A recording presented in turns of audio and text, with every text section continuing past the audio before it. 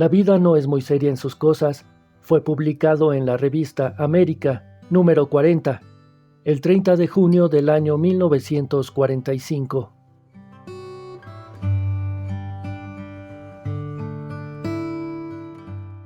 La vida no es muy seria en sus cosas. De Juan Rulfo. Aquella cuna donde Crispín dormía por entonces era más grande para su pequeño cuerpecito.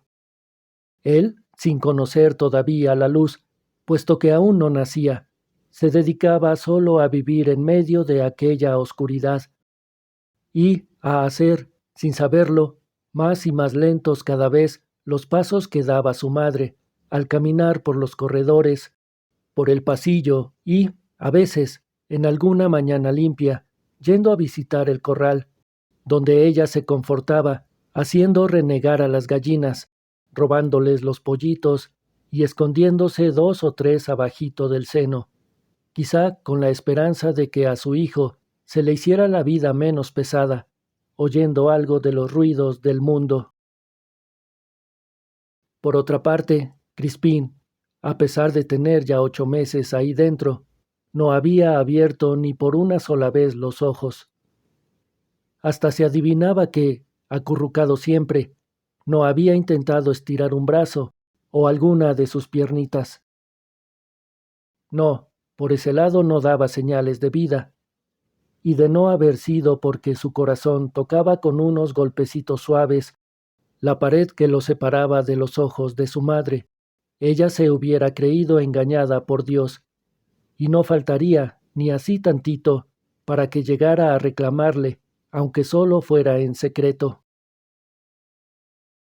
El Señor me perdone, se decía, pero yo tendría que hacerlo si Él no estuviera vivo. Con todo, Él estaba bien vivo. Cierto es que se sentía un poco molesto de estar enrollado como un caracol, pero, sin embargo, se vivía a gusto ahí, durmiendo sin parar, y, sobre todo, lleno de confianza. Con la confianza que da el mecerse dentro de esa grande y segura cuna que era su madre. La madre consideró la existencia de Crispín como un consuelo para ella. Todavía no descansaba de sus lágrimas. Todavía había largos ratos en los cuales apretábase al recuerdo del Crispín que se le había muerto.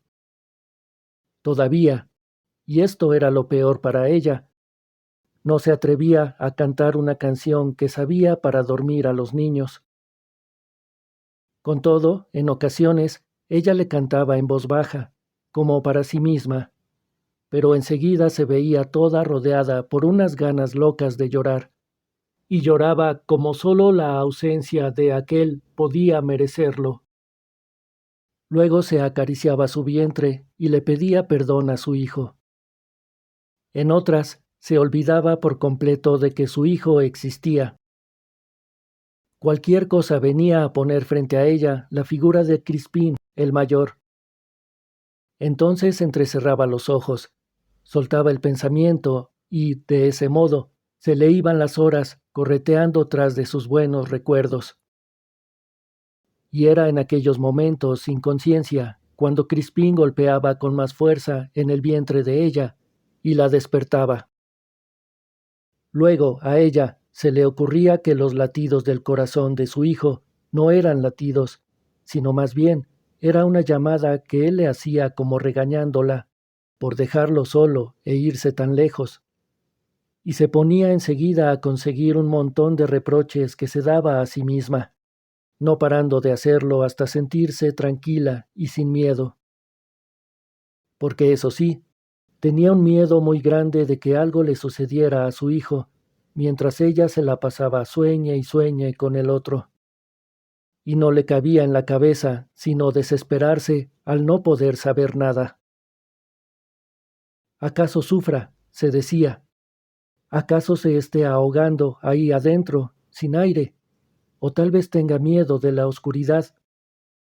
Todos los niños se asustan cuando están a oscuras. Todos, y él también. ¿Por qué no se iba a asustar él? Ah, si estuviera acá afuera, yo sabría defenderlo, o al menos vería si su carita se ponía pálida o si sus ojos se hacían tristes. Entonces yo sabría cómo hacer. Pero ahora no, no donde él está. Ahí no. Eso se decía. Crispín no vivía enterado de eso. Solo se movía un poquito al sentir el vacío que los suspiros de su madre producían a un lado de él. Por otra parte, hasta parecían acomodarlo mejor, de modo de poder seguir durmiendo, arrullado a la vez por el sonido parejo y repetido que la sangre, ahí cerca, hacía al subir y bajar, una hora tras otra. Así iba el asunto. Ella fuera de sus ratos malos, se sentía encariñada a los días que vendrían, y era para azorarse verla hacer los gestos de alegría que todas las madres aprenden tantito antes, para estar prevenidas, y el modo de cuidar sus manos, alisándolas, con el fin de no lastimar mucho aquella carne casi quebradiza que pasearía hecha un nudo sobre sus brazos. Así iba el asunto. Sin embargo, la vida no es muy seria en sus cosas. Es de suponerse que ella ya sabía esto, pues la había visto jugar con Crispín el mayor, escondiéndose de él, hasta dar por resultado que ninguno de los dos volvieron a encontrarse. Eso había sucedido, pero, por otra parte, ella no se imaginaba a la muerte sino de un modo tranquilo, tal como un río que va creciendo paso a paso y va empujando las aguas viejas y las cubre lentamente, mas sin precipitarse como lo haría un arroyo nuevo. Así se imaginaba ella a la muerte, porque más de una vez la vio acercarse. La vio también en Crispín, su esposo, y, aunque al principio no le fue posible reconocerla, al fin y al cabo, cuando notó que todo en él se maltrataba, no dudó que ella era. Así pues, ella bien se daba cuenta de lo que la vida acostumbra a hacer con uno, cuando uno está más descuidado. Aquella mañana ella quiso ir al camposanto. Como siempre solía preguntar a Crispín, el no nacido, si estaba de acuerdo. Lo hizo. Crispín, le dijo, ¿te parece bien que vayamos? Te prometo que no lloraré. Solo nos sentaremos un ratito a platicar con tu padre, y después volveremos. Nos servirá a los dos. ¿Quieres? Luego, tratando de adivinar en qué lugar podía tener sus manitas aquel hijo suyo, te llevaré de la mano todo el tiempo. Eso le dijo.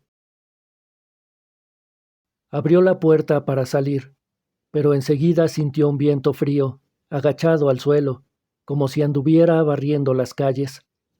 Entonces regresó por un abrigo, pues ¿qué pasaría si él sintiera frío? Lo buscó entre las ropas de la cama, lo buscó en el ropero, lo halló allá arriba, en un rinconcito. Pero el ropero estaba mucho más alto que ella, y tuvo que subir al primer peldaño. Después puso la rodilla en el segundo y alcanzó el abrigo con la puntita de los dedos. En ese momento pensó que tal vez Crispín se habría despertado por aquel esfuerzo y bajó a toda prisa. Bajó muy hondo. Algo lo empujaba. Debajo de ella, el suelo estaba lejos, sin alcance.